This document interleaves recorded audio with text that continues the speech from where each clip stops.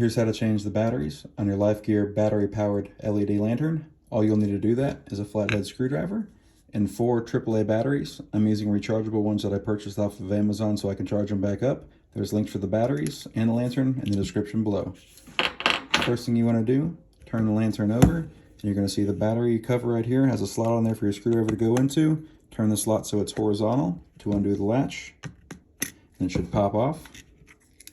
Now inside you'll see a ribbon here that holds the 4 batteries in. So you just want to give that a pull to pop out your old batteries. Put your new batteries back in. You don't want to push your ribbon down. And on the top row, you're going to want the bottom or the positive side terminal facing the right side for the bottom one.